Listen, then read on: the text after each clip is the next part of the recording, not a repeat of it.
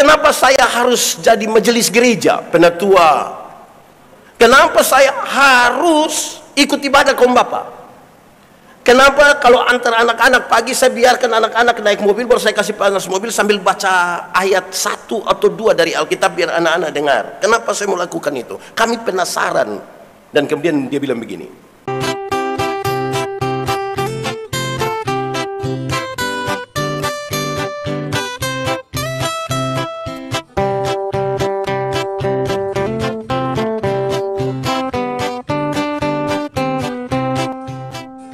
Bapak Ibu Saudara-saudara, mari kita berdoa untuk pemberitaan firman Tuhan.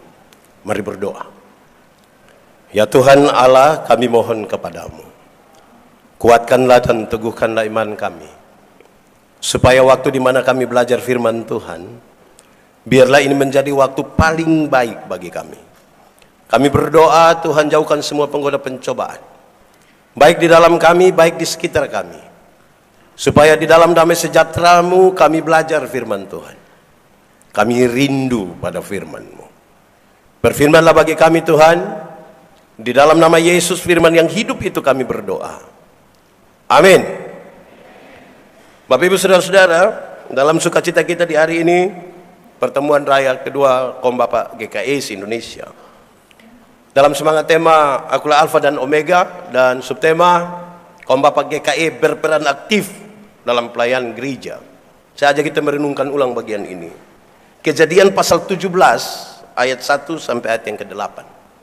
Kejadian 17 ayat 1 sampai 8, sunat sebagai tanda perjanjian Allah dengan Abraham. Ketika Abraham berumur 99 tahun, maka Tuhan menampakkan diri kepada Abraham dan berfirman kepadanya, Akulah Allah yang Maha Kuasa, hiduplah di hadapanku dengan tidak bercelah. Aku akan mengadakan perjanjian antara aku dan engkau, dan aku akan membuat engkau sangat banyak. Lalu sujudlah Abraham, dan Allah berfirman kepadanya, dari pihakku, inilah perjanjianku dengan engkau. Engkau akan menjadi bapa sejumlah besar bangsa. Karena itu namamu bukan lagi Abram, melainkan Abraham. Karena engkau telah kutetapkan menjadi bapa sejumlah besar bangsa. Aku akan membuat engkau beranak cucu sangat banyak. Engkau akan kubuat menjadi bangsa-bangsa, dan daripadamu akan berasal raja-raja. Aku akan mengadakan perjanjian antara aku dan engkau serta keturunanmu turun-temurun menjadi perjanjian yang kekal, supaya aku menjadi Allahmu dan Allah keturunanmu. Kepadamu dan kepada keturunanmu akan kuberikan negeri ini yang kau diami sebagai orang asing, yakni seluruh tanah Kanaan akan kuberikan menjadi milikmu untuk selama-lamanya, dan aku akan menjadi Allah mereka. Demikian firman Tuhan. Berbahagia setiap orang yang mendengar firman, memelihara dan melakukan dalam hidup setiap hari. Shalom. Saudara-saudara, kami ada dalam sebuah pertemuan kaum bapak, dan kami berdiskusi kenapa kaum bapak itu biasanya jumlahnya lebih sedikit dari kaum ibu waktu ibadah. Di sini juga begitu. Kalau begitu kita sama itu kalau begitu. Saudara-saudara, dalam diskusi itu ternyata hampir semua sepakat kaum bapak itu tidak ikut ibadah, tapi mereka siap bekerja. Gitu. Tidak ikut ibadah tapi siap kerja. Tapi ada satu kata saja kenapa bapak-bapak tidak ikut ibadah. Mereka bilang karena, langsung tahu. Karena apa? Sibuk. Oke. Waktu semua sudah mau sepakat sibuk, ada seorang pengusaha, dia bilang, pendeta saya minta bicara sedikit. Oke, boleh silakan. Dia bilang, pendeta saya mau kasih tahu begini, untuk sibuk saya juga sibuk, untuk sibuk saya juga sibuk. Saya punya 6 perusahaan dan 1 toko. Itu toko saja baru akan tutup setengah 10 malam. Kalau kasih tinggal ini pekerjaan ini, kami kasih tinggal uang puluhan juta. Kami semua melihat, mendengar yang dia bilang. Terus dia lanjut begini, tapi kenapa saya harus jadi majelis gereja, penatua? Kenapa saya harus ikut ibadah kaum bapak? Kenapa kalau antar anak-anak pagi saya biarkan anak-anak naik mobil, baru saya kasih panas mobil sambil baca ayat 1 atau 2 dari Alkitab biar anak-anak dengar. Kenapa saya mau lakukan itu? Kami penasaran. Dan kemudian dia bilang begini, Karena saya sayang saya punya anak. Karena saya sayang saya punya anak. Saya langsung potong. Jadi Bapak kira kami ini tidak sayang anak? Kami ini bukan sayang anak saja, sayang anak yang dia punya mama satu kali kami sayang. Bapak kira hanya Bapak saja. Terus dia bilang begini, pendeta, saya minta maaf. Saya baca Alkitab, dia bilang. Baca-baca sampai ada satu kisah di mana Tuhan ingin menghukum Salomo. Tapi kemudian Tuhan membatalkan hukuman itu. Padahal Tuhan marah sekali karena Salomo ikut istri-istrinya mau menyembah dewa-dewi istri-istri. Tuhan batal hukuman itu dengan satu kalimat. Tuhan bilang begini, Salomo, oleh karena ayahmu Daud, maka aku tidak menghukum engkau. Salomo, oleh karena engkau punya bapa yang dia punya nama Daud itu yang membuat saya tidak jadi menghukum engkau. Terus dia bilang begini, waktu saya baca sampai di situ saya mengerti, ternyata apa yang bapak-bapak lakukan itu diperhitungkan Tuhan bagi anak-anaknya. Ini bapak sayang anak semua. Saya lihat saudara mulai ragu-ragu dengan sayang anak. Itu dulu. Baik. Saudara-saudara, untuk menjadi bapa sejumlah besar bangsa, Tuhan bilang kepada Abraham, namamu bukan lagi Abraham, sekarang menjadi Abraham. Masa jadi bapa sejumlah besar bangsa, menjadi bapa sejumlah orang beriman, hanya ganti nama, macam murah sekali. Apa memang semurah itu? Jawabannya tidak. Jawabannya tidak. Tapi perubahan nama dari Abraham menjadi Abraham itu sebuah titik balik, sebuah proklamasi bahwa masa lalu tidak bisa dirubah, tapi sekarang masa depan mau dirancang di dalam nama Tuhan. Masa lalu tidak bisa dirubah, tapi sekarang masa depan mau dirancang di dalam nama Tuhan. Karena ada janji Tuhan yang luar biasa di situ. Mari kita pelajari lebih duluan hal-hal ini. Satu, Abraham. Setiap kali menyebut nama Abraham, orang tahu kalau Abraham itu orang kaya di kampung. Karena dia orang kaya di kampung itu pasti tanah luas, punya budak banyak, punya hewan banyak, punya segala macam di sana. Sekarang Tuhan bilang, pergilah ke satu tempat yang akan kutunjukkan kepadamu. Supaya apa? Di tempat baru itu tidak ada tanah satu jengkal juga. Tidak ada tempat di mana dia harus bersandar kepada siapapun yang menjadi keluarganya. Di tempat baru itulah dia belajar bersandar kepada Tuhan. Sama-sama 1, 2, 3. Belajar bersandar kepada Tuhan. Kalau kita mau bilang Tuhan itu yang awal. Saya belajar dari anak-anak di kampung yang nakal-nakal. Dorang di kampung itu nakal-nakal. Jago sekali. Tapi ketika sampai di kota, malah mau tidur, anak-anak mabuk datang bilang, bang, itu jago hilang.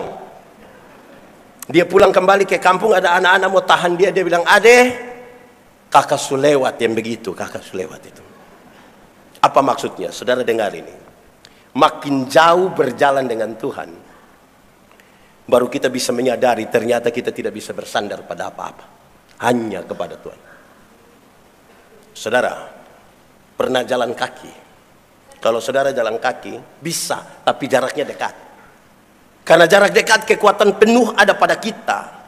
Orang lain kita tidak butuh, bahkan Tuhan pun kita tidak butuh. Karena dekat. Ibu-ibu bisa pakai high heels tinggi begini. Tapi coba lebih jauh sedikit. Naik motor. Pernah naik motor? Ojek pernah? Kalau itu anak lari ke pasar, dia gas agak kencang sedikit, saya yakin yang di belakang akan bilang, ade, pelan sedikit. Kenapa? Kita punya dada, tidak bisa. Terus itu anak yang bawa motor yang tidak bisa, ibu hanya bayar 5.000 saja. Memangnya bayar 5.000 kenapa? Kalau bayar 5.000 tidak pakai rem. 10.000 baru pakai rem. Tapi poinnya jelas, makin jauh berjalan, orang mulai rasa takut. Yang jago-jago itu dia belum jalan jauh, masih dekatin. Lebih jauh, naik mobil. Pernah naik mobil? Saudara, tadi saya dengar kalau dari Kalimantan Timur ke sini bisa 15 jam gitu. Ada jalan yang berkelok-kelok begini, ada. Adakah saudara pernah duduk di samping sopir itu, dan ketika di jalan belok-belok begitu, yang sopir belum injak rem, saudara yang mau angkat kaki injak begini? Semakin jauh berjalan itu rasa takut mulai ada itu. Pergi ke satu tempat yang akan kutunjukkan kepadamu supaya engkau belajar bersandar kepada Tuhan, karena rasa takut mulai ada. Lebih jauh lagi, naik kapal laut. Pernah? Saudara Pendeta Yandi pernah melayani di wilayah timur, di selatan NTT, di Pulau Sabu. Kami naik ASDP ikut laut. Ini naik ASDP, saudara bisa bayangkan betapa rumitnya itu. Kalau musim timur itu berat sekali kalau dia mau pulang dari Sabu ke Kupang. Maju mundur, maju mundur. Yang menarik kalau kami di atas kapal itu, kalau mereka lihat ada pendeta di atas, ada yang datang bilang begini, pendeta, ya kita ibadah. Di darat tidak ibadah, tapi di laut ibadah. Ini soal mati hidup ini. Bahaya. Yang menarik kalau kita ibadah di laut, yang menarik waktu persembahan. Persembahan itu menarik sekali.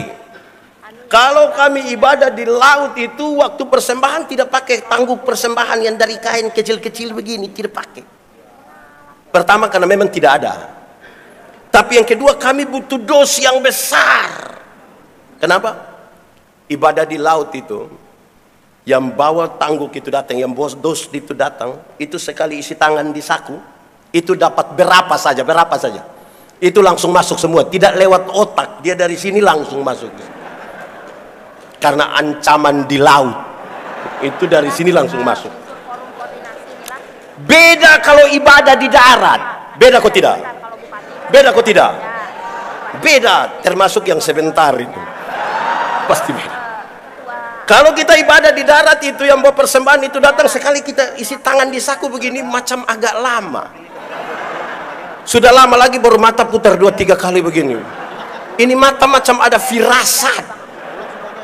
Terus dia ambil uang, dia taruh sebagai persembahan. Yang bawa persembahan itu selewat, baru dia kaget. Aduh, kenapa? Tadi saya isi yang merah. Mata menyesal sekali itu. Makin jauh berjalan. Lebih jauh lagi, naik pesawat. Pernah? Saudara kalau naik pesawat yang Airbus, yang Boeing itu kan dia terbang kira-kira 36.000 kaki di atas permukaan laut. 36.000 kaki berarti kira-kira 12 km. Itu pesawat belum jatuh kita sudah mati. Belum jatuh dia mati sudah gitu. Dia baru turun sedikit langsung mati. Di 12 km itu kan sudah bisa lepas sabuk pengaman, sudah bisa jalan-jalan sedikit. Tiba-tiba lampu sabuk pengaman itu menyala dan ada suara bilang begini. Berhubung karena kita terbang dalam situasi cuaca yang buruk, karena itu kami minta kepada para penumpang segera kembali ke tempat duduk dan seterusnya. Saya mau tanya, waktu ada pengumuman begitu, ada yang berani protes? Silakan kembali ke tempat duduk. Mau kembali buat apa? Ada yang berani? Itu jago hilang, Pak. Itu kita akan pulang dengan teratur. Itu kencing juga tunda. Kita duduk begini, ada anak-anak kecil ribut di sebelah, kita bilang, anak doa. Semakin jauh ini. Di ketinggian kira-kira 12 km itu kecepatan pesawat kira-kira 900 km per jam. Kalau kecepatannya 900 km per jam itu berarti Rossi juga kalah. Kalau Rossi saja kalah, apalagi anak-anak ojek di depan, lebih kalah. Di kecepatan itulah ketika pesawat itu tabrak awan, kan dia guncang sedikit. Waktu dia tabrak dan guncang begini, yang di atas pesawat langsung bilang, Yesus. Kalau di darat banyak yang kaget maki. Saya belum pernah dengar ada orang maki di atas pesawat, belum pernah ada. Ada kaum bapak biasa maki? Kumpul uang, beli tiket, suruh berangkat bulan Januari. Pas hujan angin itu, saya yakin pulang dia rajin ibadah itu. Makin jauh berjalan, engkau belajar bersandar kepada Tuhan. Itu satu dulu. Kedua, Abram. Setiap kali menyebut nama Abram, orang tahu kalau Abram ini suami yang tidak setia. Menunggu lebih dari 20 tahun istri tidak melahirkan, ini tidak hamil. Dia setuju pada usulan istrinya. Kita sama-sama tahu bahwa budaya mereka patriarki, perempuan tidak bisa atur-atur suami, yang laki-laki atur perempuan boleh. Tapi dalam kisah ini, sepertinya Abraham diam-diam saja. Kalau kita dramatisir itu kira-kira begini. Dorang suami istri duduk sama-sama bercerita, terus istrinya bilang begini, Papa mau ada anak tapi mama sudah tua ini. Kalau Papa mau, Papa dengan kita punya pembantu. Saya bayangkan Abraham, dia sambil dia korek-korek dia kuku begini. Terus dia bilang, kalau mama rasa itu baik, Papa ikut saja. Wih, mengerikan betul itu. Tapi bapak-bapak di GKS setia semua ini. Setia ini. Tepuk tangan saja kasih bapak-bapak ini. Sekarang dia menjadi Abraham, suami yang menunjukkan kesetiaannya, bahkan ketika istrinya hamil tua.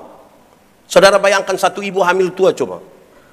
Umur 75 tahun hamil, coba saudara bayangkan. Kurus, tinggi, keriput, rambut sudah rontok-rontok, gigi tidak ada, terus perut, mengerikan.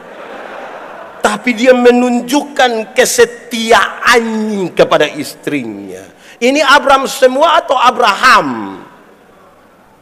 Ada satu waktu seorang istri bilang pada suaminya, Papa sudah tidak setia.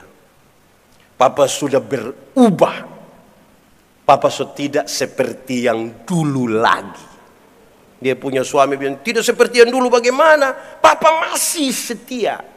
Coba mama bilang, dia bilang dulu sedikit-sedikit papa ajak mama makan. Dulu sedikit-sedikit papa ajak mama beli pakaian. Dulu sedikit-sedikit papa datang, ya mama tutup mata. Sekarang papa sudah tidak begitu lagi, papa sudah tidak setia. Terus suaminya bilang begini, Mama, coba mama pikir baik-baik. Nelayan mana? Nelayan mana yang kalau sudah dapat ikan dia masih buang umpan? Istrinya bilang, oh jadi selama ini papa hanya umpan-umpan mama. Jadi selama ini papa pikir mama ikan. Malam pas mau tidur istrinya masuk kamar, kunci pintu, kasih mati lampu. Suami datang mau buka tidak bisa. Mama, yo buka pintu dulu. Tidak. Mama, sudah papa tidur di luar. Mama kenapa buat papa begini? Kita dua kan suami istri. Kenapa buat papa begini? Kenapa kunci pintu? Istrinya bilang begini, Papa, coba papa pikir baik-baik. Nelayan mana? Nelayan mana yang mau tidur dan dia punya ikan? Kesetiaan itu komitmen sehari demi sehari. Kesetiaan itu komitmen diri orang lain dan melibatkan Tuhan. Dan sekarang dia menjadi Abraham. Ada banyak suami ini yang masih muda rajin gereja. Masih muda belum menikah, jemput pacar bawa ke gereja. Setelah menikah dia malas gereja, dia tidak pergi. Istri pergi sendiri. Pendeta bilang, Bapak, kenapa hari Minggu kasih tinggal istri sendiri pergi ke gereja? Kenapa Bapak tidak pergi? Terus dia bilang begini, pendeta, waktu pendeta kasih nikah saya dengan istri, kami dua telah menjadi satu. Jadi istri kalau sudah pergi itu sama juga dengan kami sudah pergi.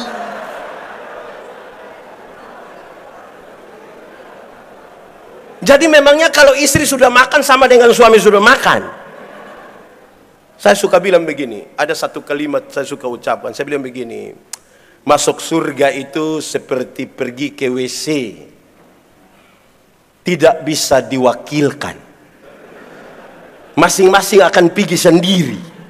Tidak mungkin ada yang tanya, Pak mau kemana? WC, setitip Pak. Tidak bisa, masing-masing pergi sendiri.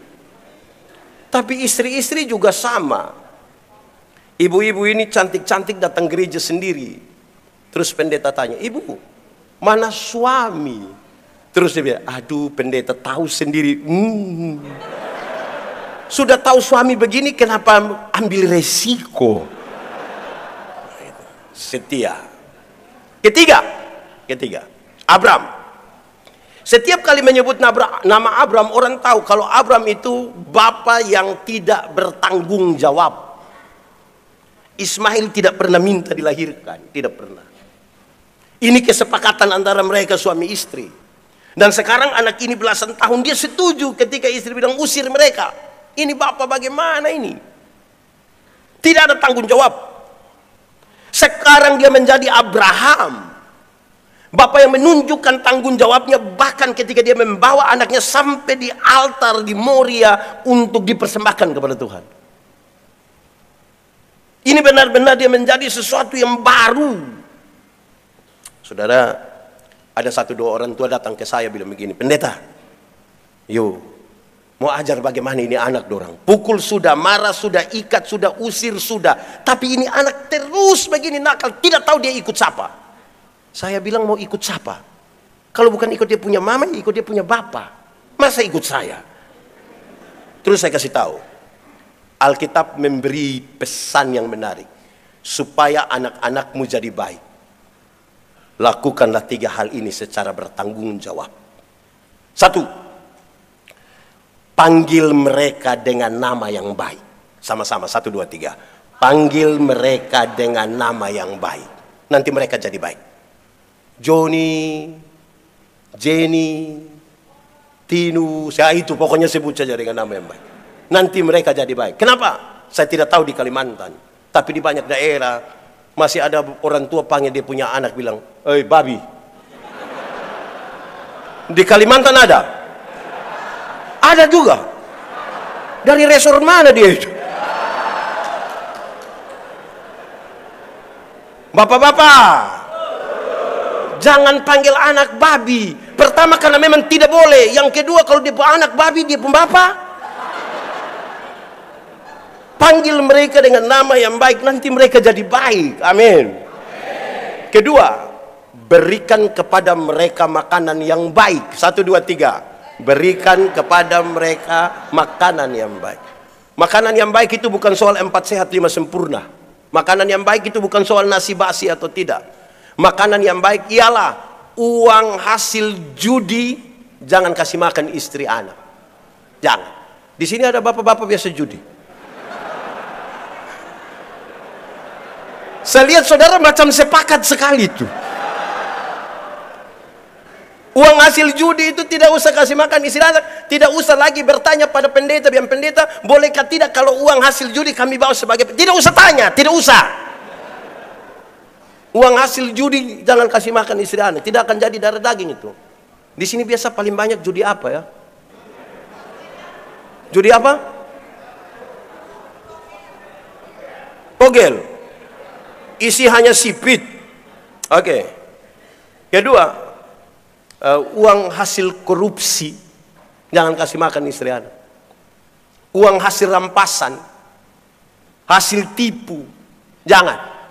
Cukupkan dirimu dengan apa yang ada padamu. Berbahagialah engkau dan baiklah keadaanmu. Tidak usah paksa. Begitu. Istri-istri juga, ibu-ibu, jangan terlalu paksa suami. Kami suami ini sayang ibu sekali. Jadi kalau ibu minta apa-apa itu kami berjuang. Ini suami baru pulang dia langsung bilang, dorang tetangga saja sudah ada motor baru. Sudah beli. Besok pulang bilang, dorang di sebelah sudah ada sofa baru. Beli.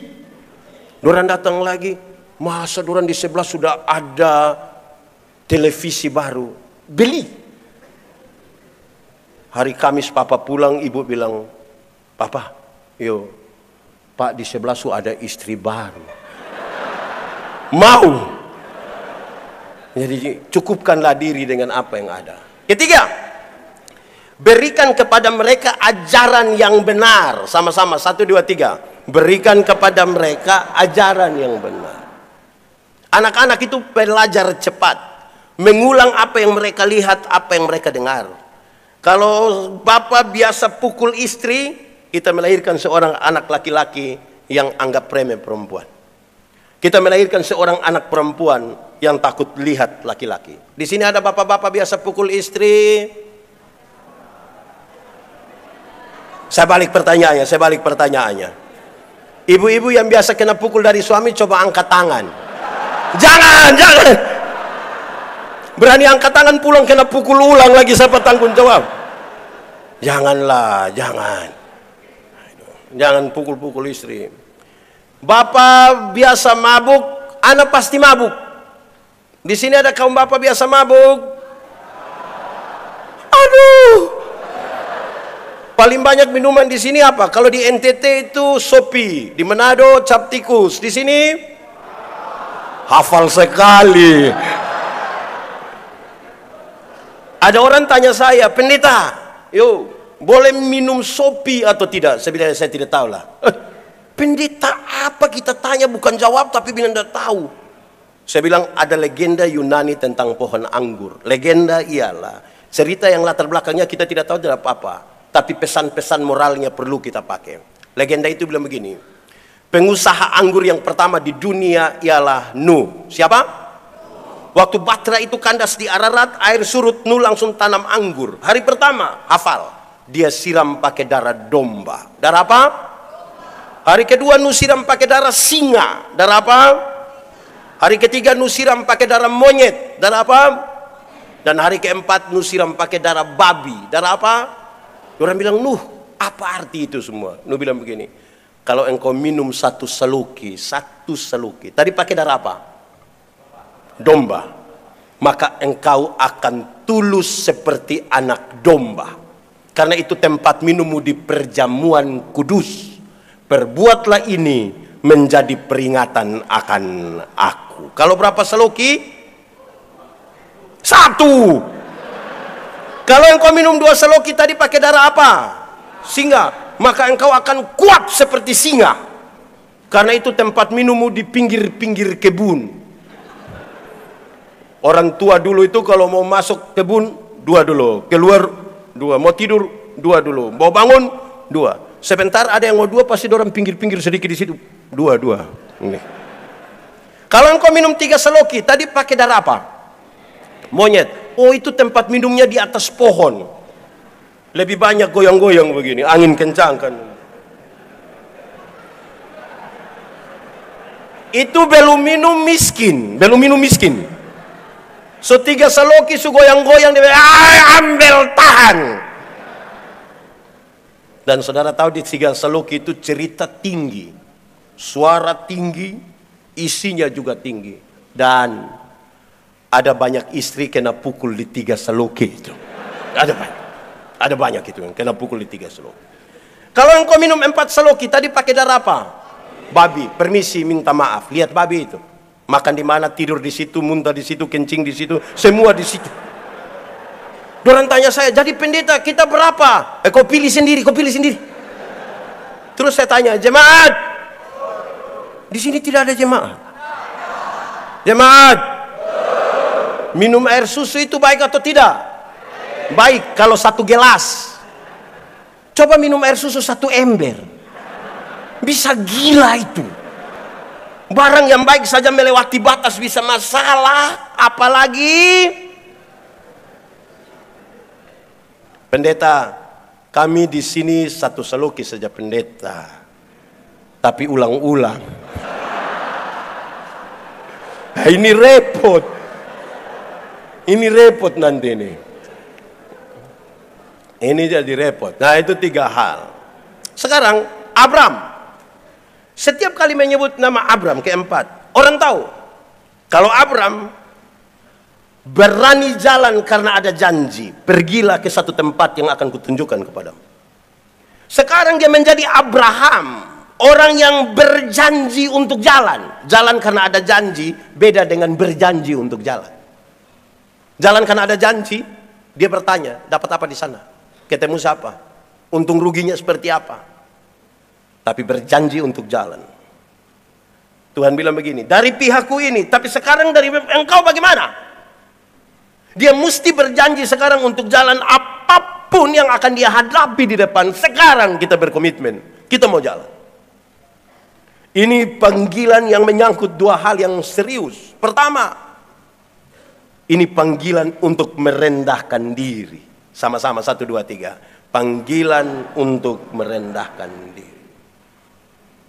Kita tidak bisa kumpul kaum bapak yang tinggi hati, tidak bisa. Kita tidak bisa kumpul kaum bapak yang sombong, yang suka cerita tinggi-tinggi, tidak bisa. Ada 3 orang bapak-bapak sama-sama suka pancing ikan, sama-sama suka cerita tinggi. Sombong-sombong begitu toh. Orang 3 dulu cerita-cerita, yang satu bilang, kalau kita pancing ikan di sana, itu baru buang 1 mata kail, 2, 3, 4 ekor ikan datang sekaligus kalau pancing di sana. Yang satu bilang, itu kurang, itu kurang. Kurang bagaimana? Kalau kita pancing ikan di sana, itu baru buang 1 mata kail, yang 3, 4 ekor ikan tadi bahwa memang dia punya istri anak sekaligus. Yang satu bilang itu kurang, itu kurang. Kurang bagaimana? Kalau kita pancing di sana, itu kita belum buang mata kail, belum buang. Itu ikan-ikan sudah naik bilang, om tolong pancing kita dulu, om tolong. Saudara bayangkan kalau 3 orang ini kita lepas dorang di konsistori 2 minggu. Pasti pulang sudah kubunuh itu, pasti sudah kubunuh. Panggilan untuk merendahkan diri. Abraham, engkau cukup jadi bapa. Yang akan jadi raja itu orang lain. Engkau datang duluan, engkau dipanggil paling awal, tapi engkau cukup jadi bapa. Orang lain yang jadi raja. Ini kedua, panggilan untuk menjadi berkat. Panggilan untuk, oh Tuhan, pakailah hidupku apa? Selagi aku masih kuat. Bila apa? Bila saatnya nanti ku tak berdaya lagi, hidup ini sudah. Akan ada satu waktu saudara tidak berdaya lagi. Mungkin karena sudah tua, mungkin karena sakit, mungkin karena kecelakaan, atau sejumlah hal yang membuat saudara tidak berdaya. Tapi waktu orang periksa data-data saudara, orang bilang, ini bapak ini sudah jadi berkat.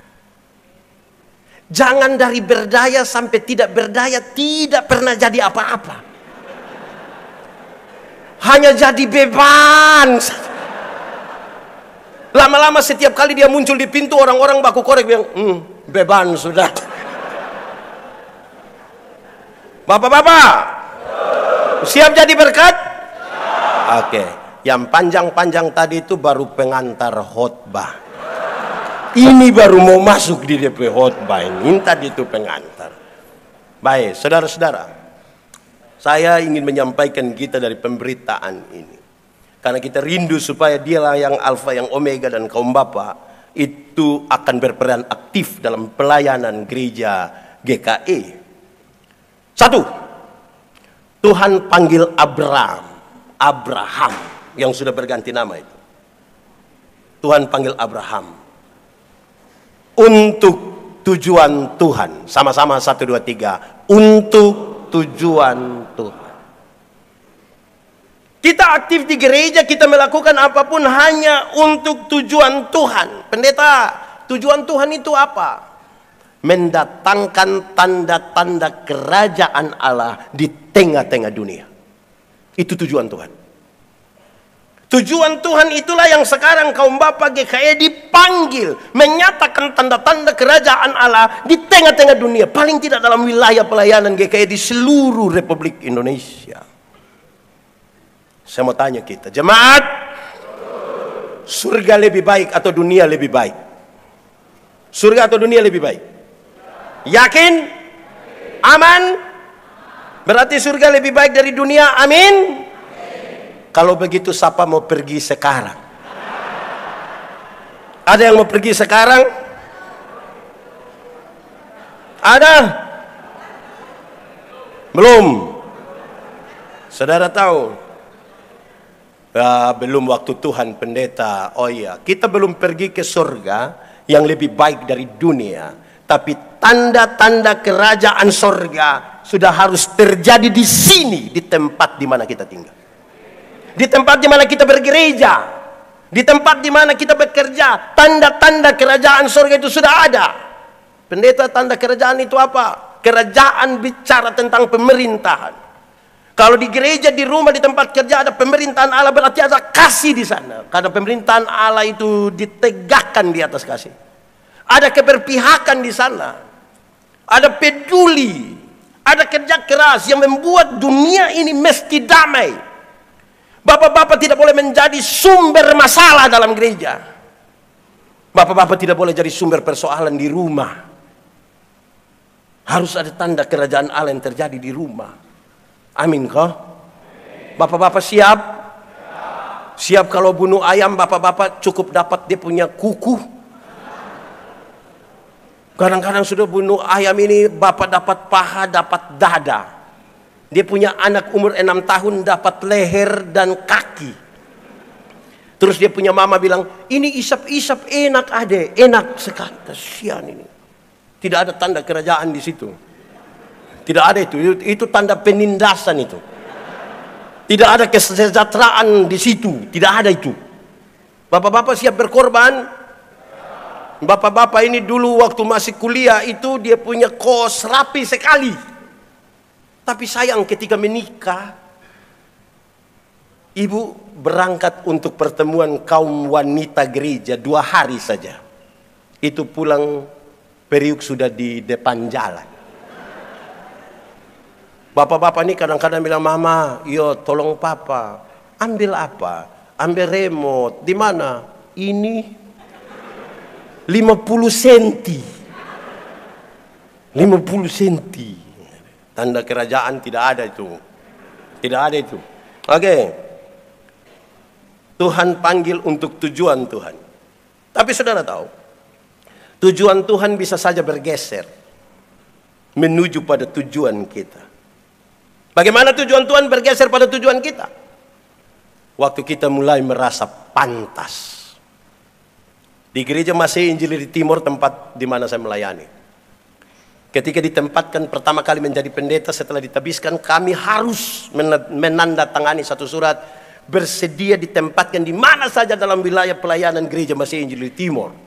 Kami tanda tangan. Habis itu doa, tarik lot, dapat mana berangkat. Waktu baru penempatan pertama itu, waduh kami punya pelayanan, terutama saya punya pelayanan itu luar biasa. Ada satu hari ada syukuran itu, syukuran orang diteguhkan CD baru itu, saya pimpin 18 kali. Itu mungkin tambah makam puji mungkin ya, tapi banyak. Orang lihat, orang bilang, pendeta mesti macam pendeta Yandi ini. Pendeta yang rajin begini mesti dapat di tempat yang di situ. Pas satu periode kami mutasi. Ternyata saya dapat di satu tempat lebih kampung lagi fasilitas. Terus saya mulai berpikir, loh kenapa pendeta yang didapat di sini bukan di situ? Saudara lihat, pergeserannya kecil sekali ketika kita mulai merasa diri pantas. Apa yang menjadi tujuan Tuhan bisa bergeser pada apa yang menjadi tujuan kita. Hati-hatilah dengan tujuan-tujuan kita. Kedua, waktu Tuhan panggil Abraham untuk tujuannya, dia tidak pernah menyuruh Abraham pergi sendiri. Tidak suruh Abraham pergi dengan kosong. Tapi dia melengkapi Abraham dengan karunia-karunia. Untuk tujuan Tuhan, Tuhan lengkapi semua orang dengan karunia-karunia. Karunia itu ada 2. Satu karunia-karunia motivasi. Satu karunia-karunia manifestasi. Karunia motivasi itu seperti berkhotbah, mengajar, menyanyi, mendampingi orang. Memotivasi. Karunia-karunia manifestasi itu seperti berbicara dalam bahasa roh, menerjemahkan bahasa roh, menyembuhkan orang. 2 model karunia ini sama derajatnya. Dan Alkitab mengatakan dipakai untuk pembangunan jemaat. Dipakai untuk pembangunan jemaat. Repotnya kita hari ini orang-orang Kristen tidak tahu dia punya karunia apa. Dia tidak menemukan apa yang Tuhan taruh di dalam dirinya. Dia sibuk dengan orang lain punya karunia. Ada yang sudah dapat, dia tahu dia punya karunia apa, tapi tidak pakai dalam gereja. Tidak pakai. Tadi kaum bapak menyanyi ini mantap. Masuk sudah macam tentara masuk. Tum tum tum tum. Tepuk tangan dulu. Tenang tenang mendayu. Dia berref bilang apa lagi? Mantap, mantap tuh. Kadang-kadang pendeta berkhotbah di gereja, pendeta bilang, kaum bapak, ada paduan suara, ada vokal grup, ada. Orang bilang, no. Tapi kalau bilang gubernur Kalimantan Tengah dan ketua sinode GKI akan beribadah bersama-sama di gereja apalah begitu GKI. Aduh, solo dia, duet dia, vokal grup dia, paduan suara dia. Tari-tarian di ini karunia makam puji. Ini tidak baik bagi sebuah gereja. Itu justru lebih banyak menghancurkan. Itu serius itu. Jadi Tuhan lengkapi kita dengan karunia untuk sampai pada tujuan Tuhan. Ketiga, Tuhan panggil Abraham duluan memang. Tapi dia izinkan ada pengalaman-pengalaman perjumpaan dengan Tuhan yang beda-beda. Yang berbeda-beda. Supaya dia mengerti bahwa Tuhan itu betapa luas, betapa hebat, betapa dahsyatnya Tuhan. Supaya dia dimungkinkan belajar dari orang lain. Cara Tuhan berjumpa seorang pendeta, beda Tuhan berjumpa dengan seorang bapak, beda Tuhan berjumpa seorang ibu rumah tangga, beda Tuhan berjumpa anak sekolah, beda Tuhan berjumpa dengan banyak orang. Supaya perjumpaan yang berbeda-beda itu, ketika kita bercerita tentang perjumpaan itu, orang bilang ternyata Tuhan sangat hebat. Biarkanlah ada sesuatu yang berbeda. Siapa tidak mencintai perbedaan, tidak pantas tinggal di tengah-tengah dunia. Sebab apa? Sejak awal fakta kosmis telah menunjukkan bahwa segala sesuatu itu berbeda. Ada atas, ada kanan, ada panas, ada hitam, ada laki-laki, itu semua berbeda. Saya pernah kasih nikah satu pasang nikah. Yang laki-laki umur 64 tahun. Yang perempuan umur 20 tahun. Ngeri itu. Saya yakin jemaat yang hadir mereka bicara tentang beda usia yang signifikan itu. Bedanya berapa tahun? 44 tahun. Waktu berkhotbah saya bilang begini. Dalam sebuah pernikahan, beda usia tidak penting. Yang lebih penting adalah mereka harus beda jenis kelamin. Itu lebih penting. Untuk apa sama-sama umur 30 tapi laki-laki semua? Itu pakai bahasa kupang bilang doran dua bakorek sebegini aja, tidak bisa begitu. Jadi biarkanlah berbeda. Jemaat, bapak-bapak, mari kita mengaku dosa. Kadang-kadang karena kita terbiasa karena kepala rumah tangga, kita bicara di rumah istri dan anak-anak dengar, maka kita mau di mana-mana kita didengar. Mendengar tidak mau. Nah bayangkan bapak-bapak 10 orang bapak yang di rumah didengar ini, mereka 10-10 adalah majelis gereja. Terus mereka 10 rapat. Menurut saudara kursi tidak patah. Jadi belajar mendengar orang. Ada bapak-bapak itu yang dia hanya kerja usul saja. Tapi kerja dia tidak datang. Di GKE ada. Ada juga. Ada yang di pertemuan itu dia suka bertanya. Dan bertanya begitu rupa sampai jawab kembali dia punya pertanyaan. GKE ada begitu? Ada bapak-bapak itu yang dia semua program dia mau supaya ada. Tapi itu orang punya sekikir tidak ada dua. Tidak pernah memberi untuk pelayanan ini. Dia hanya ada yang waktu kerja dia tidak ada. Pas makan. Tiba-tiba dia muncul. Ada juga. Ternyata kita tidak beda-beda jauh. Hancur ini.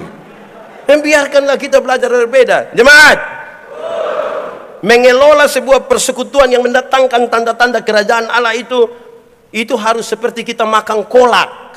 Tahu kolak? Pernah makan kolak? Kolak terdiri dari ubi, pisang, santan, gula. Sudah jadi dia punya nama kolak. Waktu sudah jadi kolak, kita makan pisangnya. Masih rasa pisang atau tidak? Masih. Tapi ada cita rasa baru yang ditambahkan sebagai bagian dari sebuah kebersamaan. Tidak ada upaya untuk saling menghilangkan satu dengan yang lain. Tidak ada. Bisa berkumpul bersama-sama di panci kah, periuk kah, tupperware kah, kan dia bernama kolak. Tetap berkumpul di situ toh. Saya tetap Timur, ada yang Dayak, ada yang Sumatera, ada yang Jawa, ada yang Sula, macam-macam. Tapi kita tidak ada upaya saling menghilangkan satu dengan yang lain kan. Bisa berkumpul. Atau siapa di antara orang GKE yang kalau dia mau makan kolak dia pergi makan ubi di sana. Pindah lagi makan pisang di sana. Baru pindah dia minum santan di sana.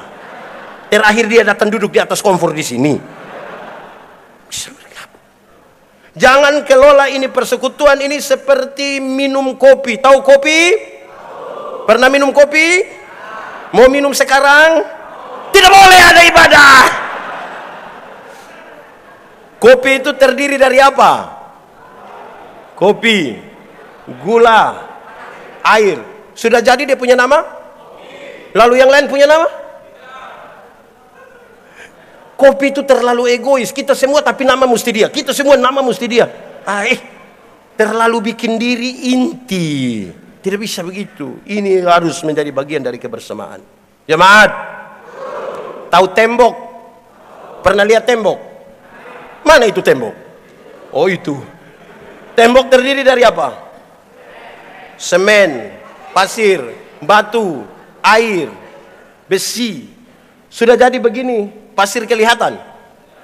Karena pasir tidak kelihatan, kita sepakat, kita garu kasih keluar itu pasir. Boleh? Dalam sebuah kebersamaan saudara mungkin tidak kelihatan, tapi bukan berarti tidak penting.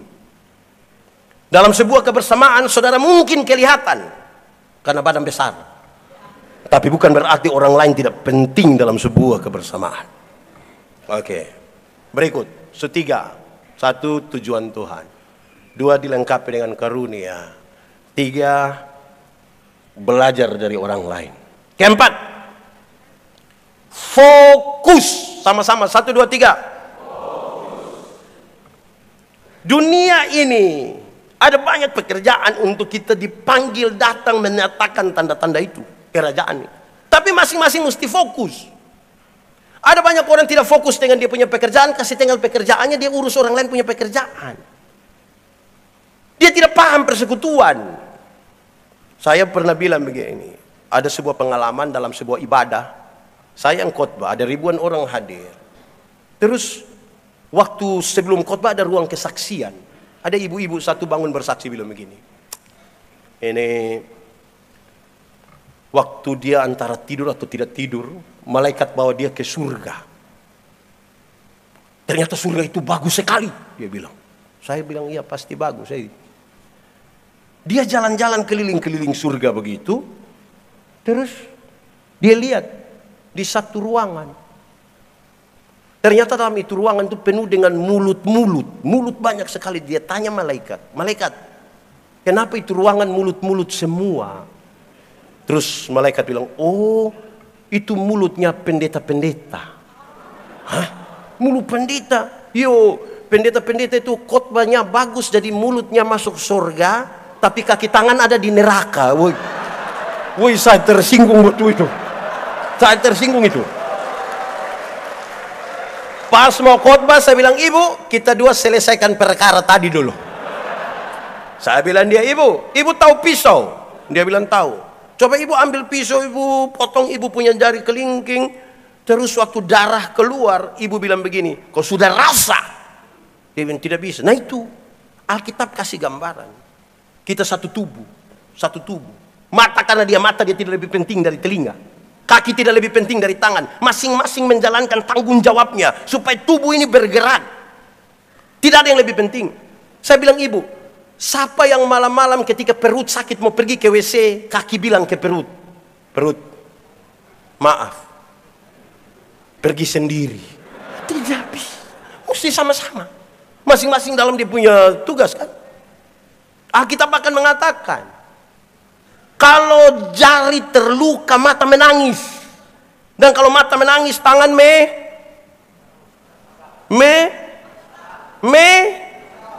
melap.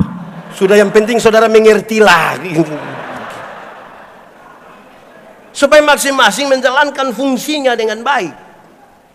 Iya, itu serius saudara-saudara. Memahami fungsi kita sendiri-sendiri ini repot.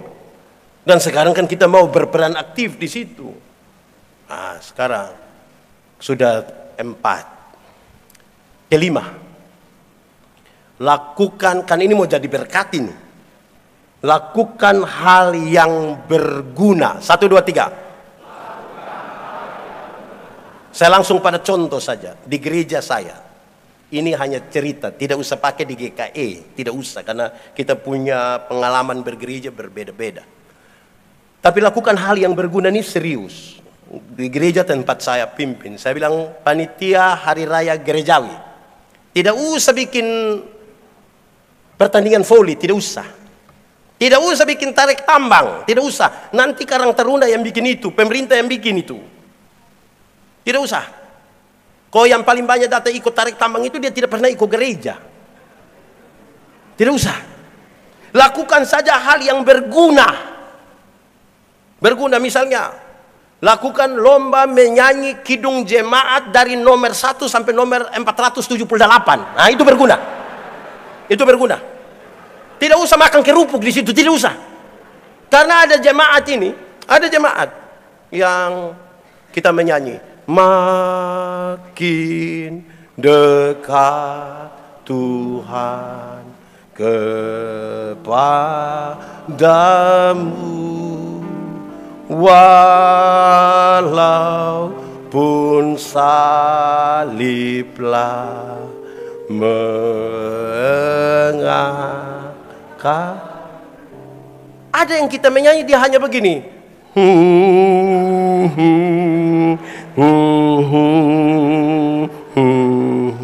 bukan karena rohani, tapi kan dia memang tidak tahu. Dia tidak tahu, tapi sebagaimana bikin lomba berkhotbah antar apalah begitu, supaya besok-besok yang tua sudah meninggal, anak-anak dong sudah bisa berkhotbah. Tidak usah bikin makan kerupuk, tidak usah. Lakukanlah hal yang berguna. Saya, gereja tempat saya layani, para izin, yang pemandu lagu yang akan tampilkan pujian di depan untuk puji Tuhan, saya kasih tahu, lakukan yang berarti. Menyanyi itu pesannya mesti jelas. Kurangi dan bila perlu tiadakan itu yang bilang kurangi, bila perlu tiadakan. Menyanyi itu khotbah berirama. Nah, kalau 5 menit, 4 menit hanya pakai pom pom pom pom, itu dia arti apa itu? Nggak ada arti itu. Tepuk tangan buat kaum bapak tadi dulu. Itu langsung pada pesan. Langsung pada pesan. Lakukan yang berarti. Oh, baru kita bisa ukur. Oh, ternyata betul terjadi. Apa yang menjadi kerinduan itu terjadi. Toh, lakukan hal yang berarti. Dan mulai besok kalau ada yang sudah ganti sudah itu. Lagu 5 menit, 4 menit itu hanya huha macam Tarzan. Usah. Oke, terakhir. Saya lihat saudara Sujenu toh tidak apa-apa. Baik, terakhir. Saudara, yang terakhir ini sebenarnya dia mesti yang pertama, tapi saya taruh dia di pertama, di terakhir sebagai efek dari apa yang kita lakukan. 5. Tuhan panggil kita, panggil mulai dari kisah Abraham dalam teks yang kita baca tadi. Dia kepingin yang paling terakhir untuk mengalami ini. Kedewasaan spiritual. Sama-sama 1, 2, 3. Kedewasaan spiritual. Dewasa itu ada 3. 1. Dewasa biologis. Dewasa biologis itu waktu itu berat badan hanya 37, kok sekarang sudah 73. Itu dewasa biologis. Waktu itu pakai celana nomor 27 tidak ada masalah karena perut rata saja. Sekarang perut macam ada 3, satu di sini, satu. Itu dewasa biologis, siapapun bisa begitu, makan tidur ya cocok gemuk lah. Kedua, dewasa psikologi. Dewasa apa? Dewasa psikologi tidak tergantung umur dan berat badan. Umur 40 tahun, tapi kalau Tuhan tersinggung, sedikit-sedikit tersinggung, sedikit-sedikit tersinggung, sedikit-sedikit tersinggung. Tersinggung kok sedikit-sedikit. Tersinggung sedikit mau keluar dari GKI, mau bikin gereja, Pak. Ada juga di sini. Aduh. Di Kupang itu kalau ada orang suka tersinggung di banyak orang, orang suka bilang begini. Shh. Badan besar tapi seperti anak-anak. Ketiga, dewasa spiritual. Dewasa apa? Dewasa iman. Ada anak umur 3 tahun, ada mimbar berat 10 kilogram. Anak umur 3 tahun bisa pikul mimbar yang 10 kilogram? Tidak. 17 tahun kemudian, dia umur 20 tahun bisa pikul mimbar yang 10 kilogram? Yang berubah anak atau mimbar? Itu dewasa iman. Tidak meminta beban menjadi ringan, tapi dia meminta bahu yang semakin kuat. Orang dewasa iman tidak menangis, merengek-rengek minta masalah berubah.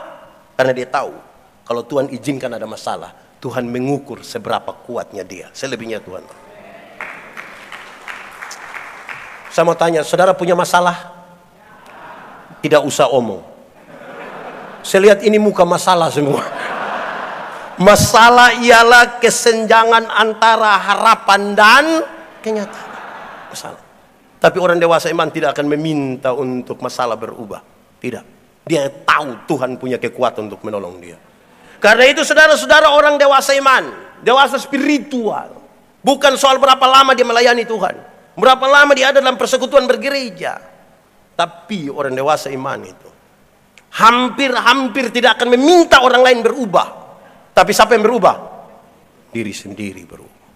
Kadang-kadang kita terlalu sibuk suruh orang lain berubah, lupa untuk rubah diri sendiri. Spiritualitas itu gerakan dari dalam keluar, bukan dari luar ke dalam. Yang di dalam itu adalah teologi, cara berpikir, cara pandang beriman kita terhadap Tuhan, teologi. Yang keluar itu adalah etika. Perjumpaan antara teologi dan etika itulah spiritualitas. Orang yang spiritualitasnya bagus, misalnya kan gerakannya dari dalam keluar. Dia lihat sampah, kan dia sampah itu tidak bagus, dia ambil saja. Karena gerakannya dari dalam keluar. Kalau yang dari luar ke dalam, dia lihat sampah begini, terus dia kasih tahu dia pun teman, pas saya mau ambil engkau foto. Itu bukan spiritualitas, pencitraan. Buanglah pencitraan, bangunlah spiritualitas. Saudara tahu, perusahaan-perusahaan, apalagi kita bicara di Kalimantan. Kalimantan daerah yang sangat kaya, Tuhan sangat memberkati tempat ini. Banyak orang ingin berusaha di sini, banyak perusahaan ada di Kalimantan. Perusahaan-perusahaan yang kerjanya sekuler saja. Dulu-dulu orang cari orang pintar, Evaluasi beberapa waktu ke depan ternyata pintar saja tidak cukup. Orang mesti punya emosi yang baik. Satu tindakan emosional yang tidak terukur menghancurkan seluruh kepintaran. Setelah mereka cari orang yang pintar dan emosi bagus, sekarang orang evaluasi dan temukan ternyata pintar secara intelektual dan emosi yang kuat saya tidak cukup. Dia butuh tambah satu, dia punya kecerdasan spiritualitas yang bagus. Supaya kemudian dia bekerja itu bekerja dengan baik, seperti untuk Tuhan dan bukan untuk manusia. Saya akhiri, saya mengatakan, kalau itu kita lakukan, saya kira akan sangat bagus. Tidak hanya kelihatan baik. Saya berkhotbah di banyak bank di Indonesia. Saya bilang begini, ini ibu-ibu yang kerja di bank ini cantik-cantik semua. Mau lihat jauh, lihat dekat, tetap orang cantik. Pakai pakaian bagus-bagus lagi. Kerja di ruangan yang ber-AC tertata rapi sekali. Kita pergi bank ini macam kayak tidak mau pulang, macam kayak mau lihat-lihat orang terus begini. Kita baru naik tangga terakhir dengan santun sekali orang begini. Selamat siang, ada yang bisa kami bantu?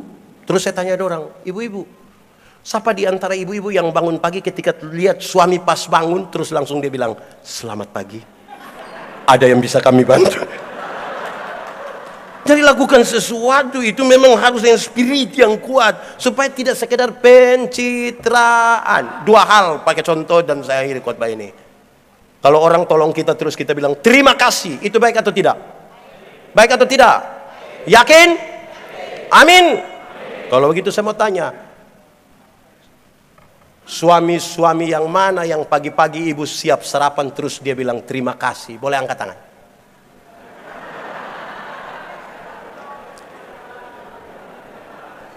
Coba suami mana yang ibu siap sarapan terus bilang mama terima kasih?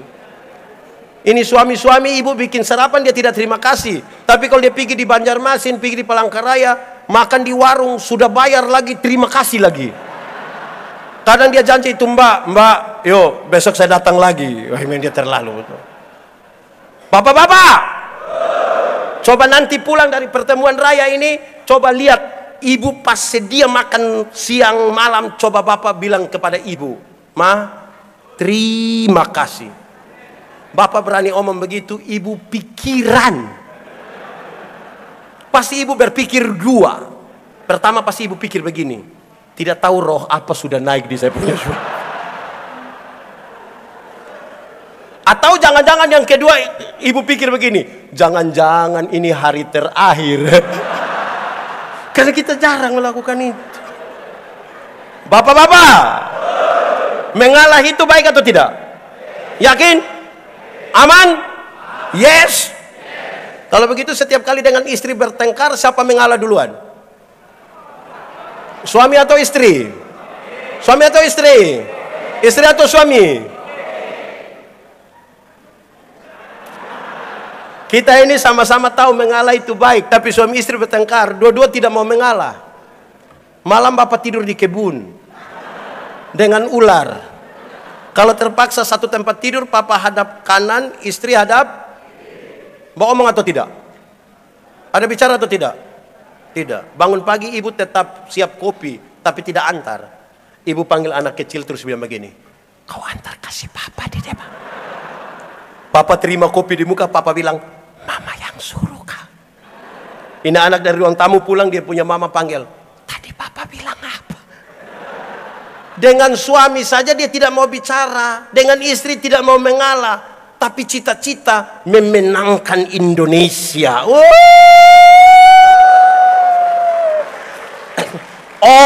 Omong kok. Tuhan memberkati kita. Amin.